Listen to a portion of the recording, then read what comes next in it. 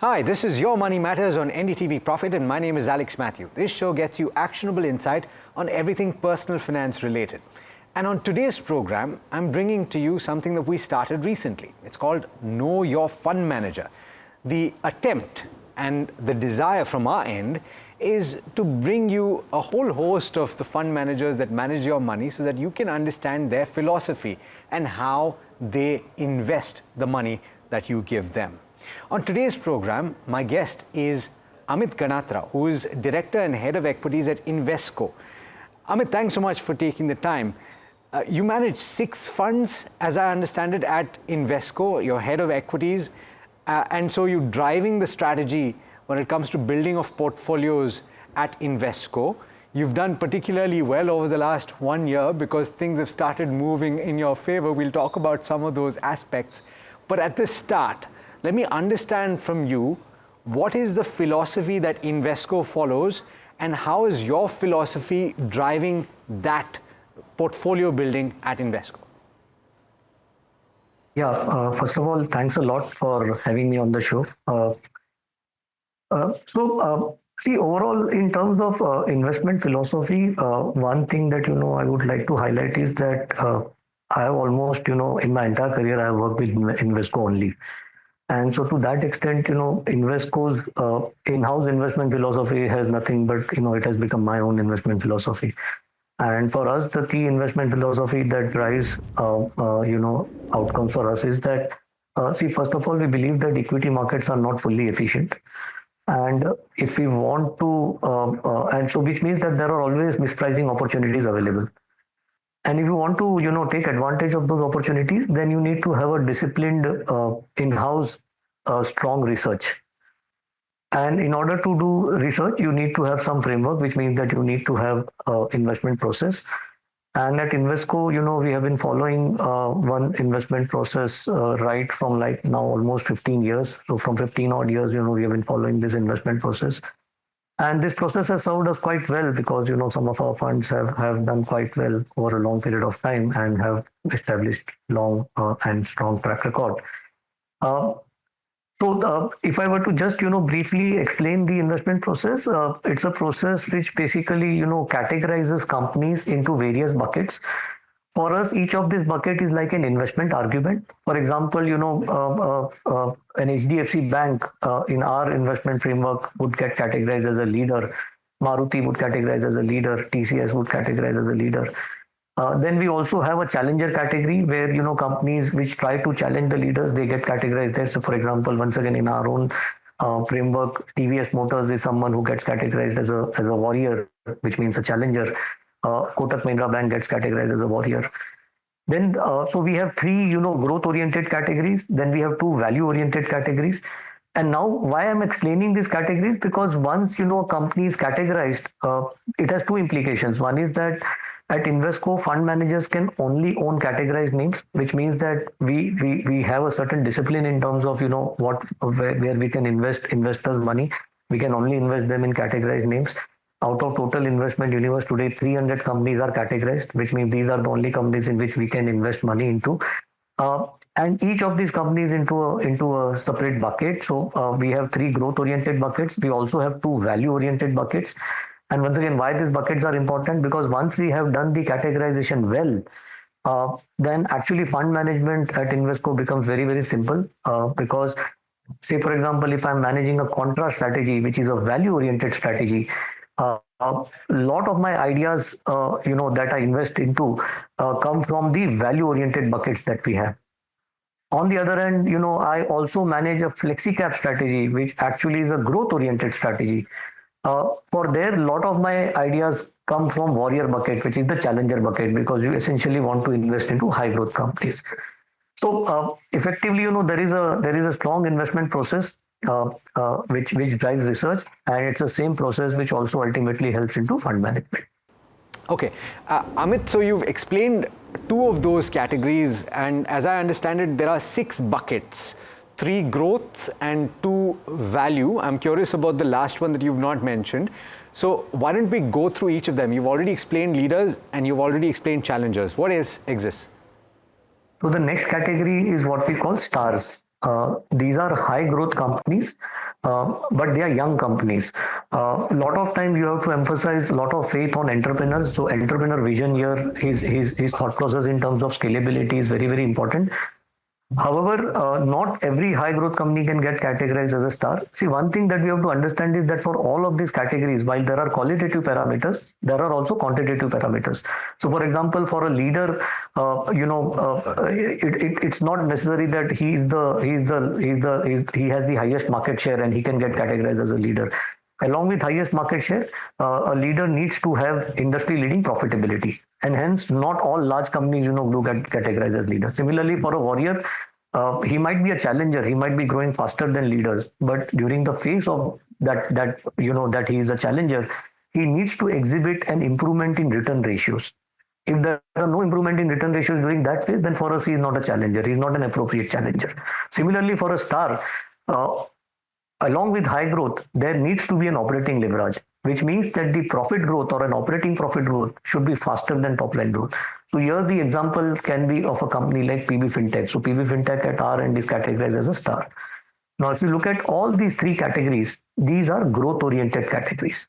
So if I'm managing any mandate which is growth oriented, a lot of ideas naturally flow from these three categories. The next two categories are value oriented categories.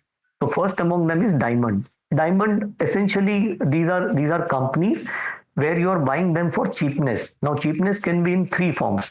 Company can be cheap in terms of price to earnings. Company can be cheap in terms of price to book, which means replacement cost. Or company can be cheap in terms of SOTP. See, a lot of conglomerates in India have multiple businesses.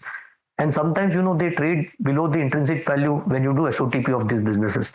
And those companies also get categorized as diamond. So essentially, diamond is a category where generally cheap companies get categorized. Then there is, fifth category, which is frog prince. This is nothing but a turnaround category. Many a times, companies which are leaders or warriors, they go through some sort of challenges. Sometimes the challenge can be on account of the challenges that the industry is facing. Sometimes the challenges can be on their own. Many a times there is a change of management, and the new management is trying to generate some kind of turnaround. Here the important thing is that there should be intrinsic strength in the business, and now there is a new management, or maybe the same management is trying to bring about some kind of turnaround. So there has to be path to profit, and there has to be clear visibility in terms of improvement in return ratios.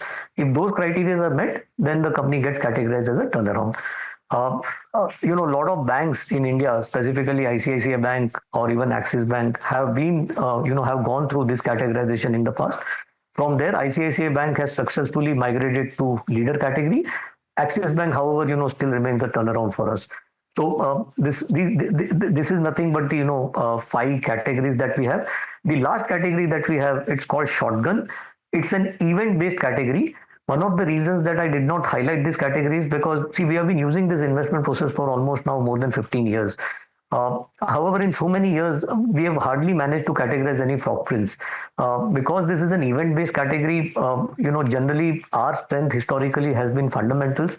And that's why, we've not found a lot of success in terms of being able to categorize any company as shotgun. And because we have not found a lot of success there, I specifically did not mention that as a separate category. That's fair. That's fair. As long as your investor understands the way that you're approaching this. Now, as I understand it, and from certain information that I was looking through, you had a much smaller number of stocks in your coverage universe as early as maybe 3 years back. Correct me if I'm wrong. Why has it moved up? As I understand, it was about 120. It's moved up to 300, as you've pointed out. Correct. Why has that taken place? So I think 2-3 reasons. One is that when for first 10 years of our own, I would say existence as a fund house, India was experiencing a very narrow market rally. While we had 120 companies which were categorized, honestly, only 60 companies were doing well in India. So rest 60 were not even required. So to that extent, with 120 names, we were running a fund house with a decent AUM and not even required to, look at the rest, because there was no earning growth. I mean, the top companies were also, were finding it difficult to deliver a consistent earning growth. Because India itself was not experiencing a very strong earnings growth. I think post 2020, two, three things changed. One is that India's own balance sheet cleanup, got over. So by 2020, so a lot of people remember 2020 as COVID year. But I would say that, one more major event happened in 2020. That was, Yes Bank was the last bank to, be saved by all the other financial institutions. And with that, the Indian banking sector cleanup, finally got over. And once, banking sector cleanup got over, two things happened. One was that banking sector, the balance sheets became clean. Corporate sector balance sheet also became clean. And along with that, what also happened was that there was this global, recovery, largely led by US. And as a result, some of the global sectors, companies who basically derive a lot of their earnings from global operations, they experienced a very strong turnaround in earnings. Say, for example, commodity businesses, even tech businesses, a lot of them delivered very, very strong earnings growth. And along with that, India's own balance sheet had already become clean. So, that also, so India also had its own domestic, recovery. Along with that, there was a global recovery. And as a result, the number of companies, starting to deliver strong earning growth or a strong top line growth, that went up meaningfully. So, we have been tracking this number that the number of BSE 500 companies, how many of them, deliver more than 15% top line growth? Because ultimately, if investors are investing, generally, you invest for earnings growth, you invest for strong earnings compounding.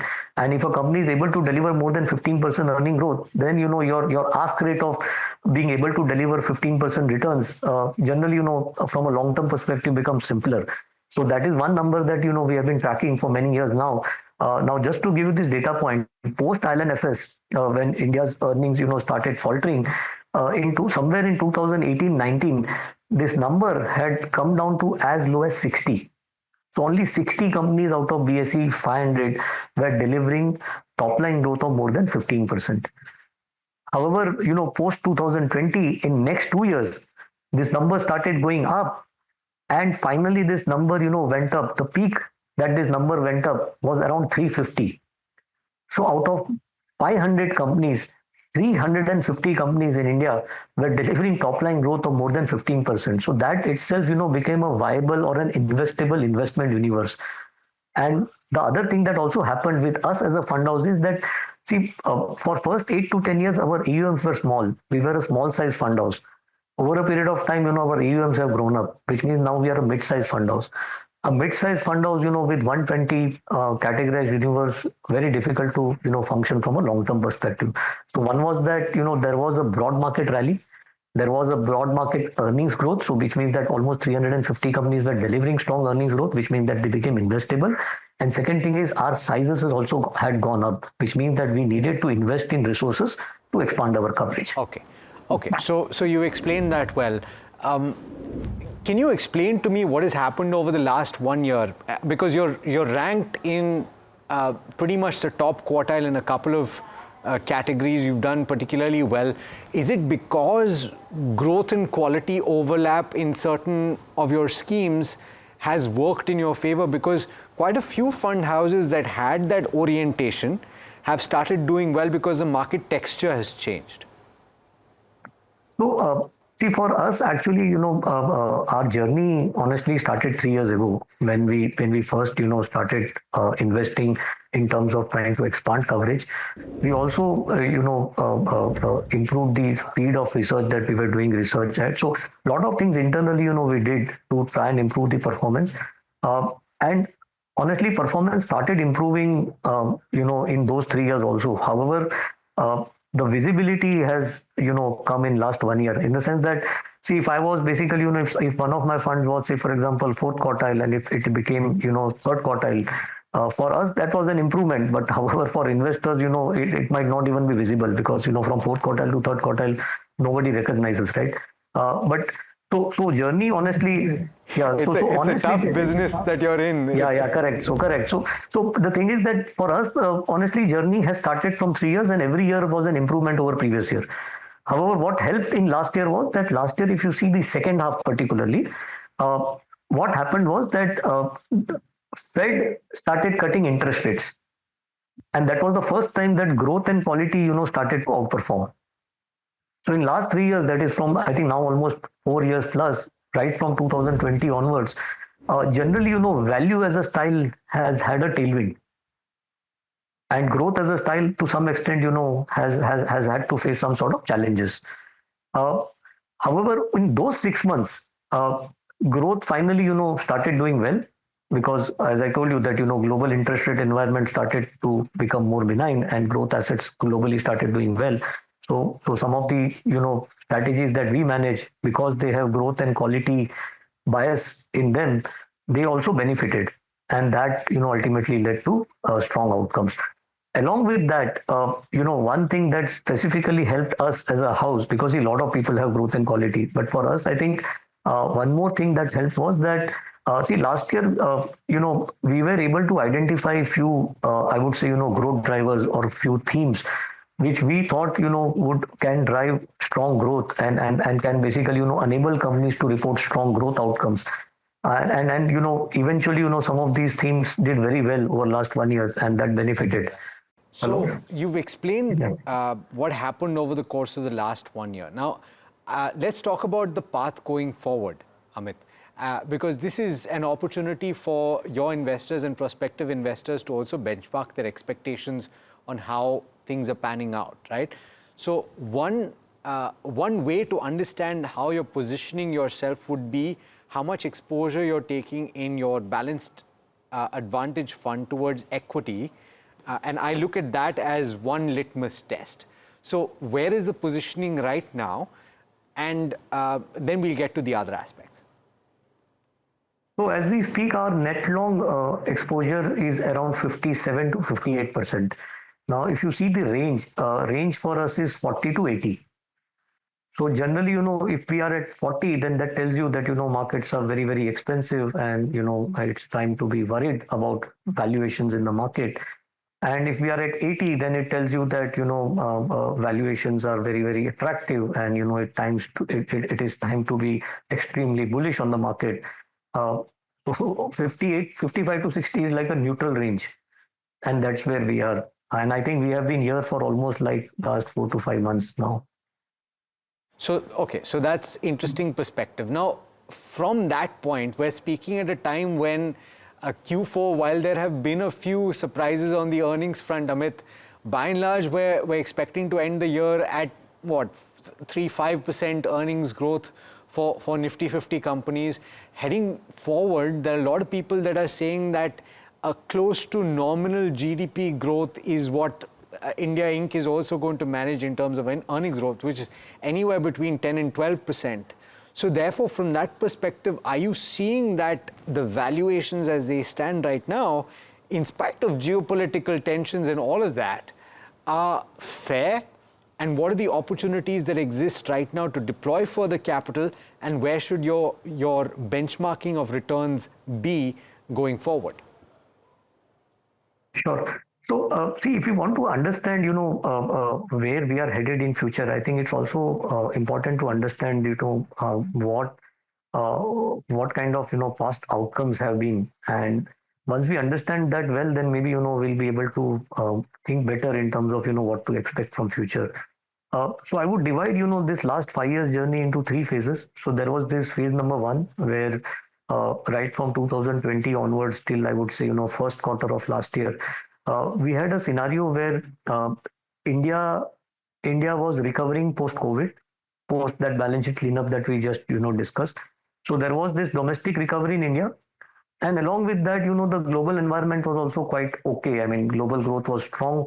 US was driving growth, and overall the global environment also was quite benign, and so you had a very good global macro environment, and you had a very strong domestic recovery, and as a result, Nifty itself, if you see the EPS CAGR, it was almost 15-16% for that period.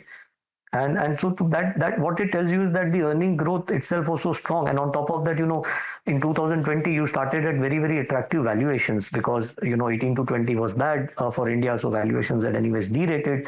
And on top of that, from Jan till March, because of COVID, there was a very sharp correction. So your starting multiples were very attractive. Your next 4 years kind of earning growth was very, very strong. So investor returns were also very, very strong to that extent, and you could have invested anywhere and you would have done very well. I think that was the outcome during that period. Now, if you see in last 1 year, that is, from I would say second quarter onwards till this quarter, uh, we have had some sort of a domestic slowdown. Uh, two key reasons. One is that government, after getting re-elected now for 2 years in a row, they are trying to reduce their fiscal deficit. And to that extent, government is basically, what it means is that they are spending less, right, to reduce their fiscal deficit. So that support from government to that extent has slowed down as compared to 2 years before election, where they were continuously spending more. So I think on the margin that support has come down. On top of that, India also, in last 1 year had undergone some sort of monetary tightening. Reserve Bank of India was not very comfortable with some of the practices that some of the financial institutions were adopting, and there were a lot of I would say bans that were issued in last 2 3 years. Second thing was that they were not comfortable with unsecured lending, and they had increased risk weights there. And in general, there has been inflation targeting by the central bank. And all that led to our credit growth, which had touched almost 15-16%. It slowed down to almost 10 odd percent. And so that period was a period where global outcomes were okay. The world, third quarter data shows that the world actually in last 11 quarters had one of the strongest growth quarters. So world was doing okay, but India experienced a slowdown. So that was the phase in last 1 year, and that is the reason that we are seeing today that Nifty earnings we just discussed. You said 3 to 4%. Our data point shows that it is around 6 to 7% kind of earnings growth. But I mean, yeah, whatever. I mean, from a 16% earning growth that we were experiencing, 6 to 7 is obviously a very sharp fall, and that is largely, I would say, it's a more domestic slowdown that we have experienced. Now, in last 3 4 months, what happened was that the central bank had started, had started loosening up, in the sense that some of the risk weights were once again, they had reduced, so they had increased the risk weights to lending to NBFCs, and so all those risk weights were basically reduced. There was basically a regulatory easing, and now there is also discussion around further interest rate cuts. So the point is that, and a lot of liquidity was also provided for supporting growth. So net, growth in India is back in focus, at least from a central bank perspective, that they are now trying to push for growth, which meant that this 8% growth that we were seeing for Nifty, there was a possibility that come next year, that is FY26, 8 could have become 12, because global growth was still doing okay, and domestic, there should have been some sort of a recovery. And if that were to happen, then maybe 3 to 4% extra earning growth was possible as compared to what we were delivering on Nifty. And if you get 12% kind of earnings growth, then with valuations where they are, so current valuations, as I told you, they are more in some sort of a neutral zone. They're neither very expensive nor they are very, very cheap. And if that is where the valuations are, specifically on large caps, then if 12% is your earnings compounding, then 12% is the kind of returns that you can get over a long term. However, the only caveat that now I would like to add here is that, see, in last 1 month, there has been some sort of added uncertainty when it comes to global growth environment. And because of that uncertainty, some of the companies, which derive their earnings out of global operations, I think there will be some challenges to the earnings, which is all incremental information that or has happened over last 1 month. So once again, while 8 plus 4 could have become 12, I think this 12 may not sustain, because there will be 1 or 2% deduction in terms of earnings growth, because of the way global environment is shaping up. And so to that extent, I think a realistic earning growth that we can expect in next 1 year should be around 10 odd percent as far as large caps are concerned, or as far as Nifty is concerned. Which also means that if Nifty can deliver only 10% earning growth, then for investors to get higher return than that, you need to be able to identify companies which can still grow at more than maybe 14-15% from a growth perspective. And for that, you need then mid caps and small caps as part of your portfolio allocation, because large caps by itself are not growing at that pace.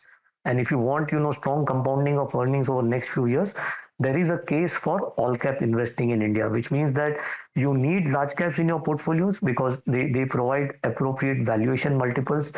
They are available at an attractive risk reward, and they provide stability to your portfolio.